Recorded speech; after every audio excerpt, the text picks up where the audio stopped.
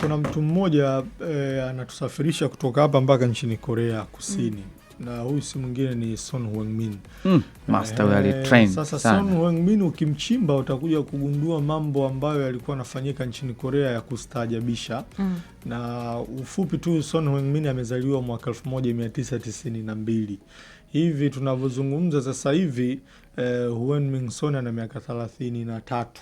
Lakini kwa miaka ya Korea Son Heung-min ana miaka 35. Kivipi? Kwa miaka ya Kikorea? Korea wao wana age system yao ambayo ilikuja kukoma mwaka 2023. Lakini tangu huko nyuma ilikuwa Korea ukizaliwa tu, siku unaozaliwa unahesabika na mwaka mmoja. Wanakuhesabia na tumboni? Yaani wao sheria yao ukizaliwa tu tayari wewe ni una mwaka mmoja.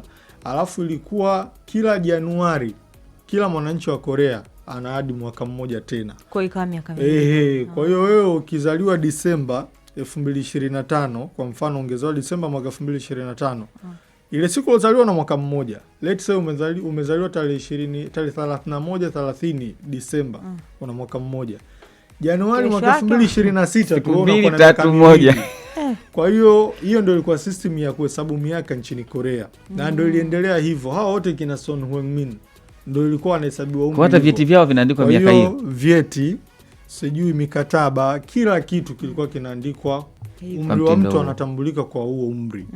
Kwa hiyo kadri muda ulivyokuwa unakwenda sasa watu wanachangamana na jamii zingine, kwa mfano wa Korea kufanya biashara na mataifa mengine. Sasa kule details zako hazisomi kwenye age system ya international, zinasoma Korea. Alafu ukija huku umri wako ni mwingine. Kwa hiyo ilikuwa ina frustrate sana wa Korea. Korea wana sheria yao ya miezi 18 mpaka 21 kwa vijana wenye umri wa kuanzia miaka 18 mpaka 28 lazima uende jeshi. Na Son Heung-min aliwahi kwenda kwenye jeshi kama mnakumbuka. Kwa hiyo ukiangalia Korea bwana, hata BTS walienda. Yaani mimi niliumia like hata BTS. Kwa hiyo wale wa Korea walikuja, serikali yao ikafanya tafiti mwaka 2022. Baada ya kuuliza wananchi wakamwambia jamani, hii sisi imetuchosha. Kwa sababu tunapoenda huko tunachangamana na watu wengine, inatuletea shida kwenye mikataba. Kwa hiyo mwaka 2023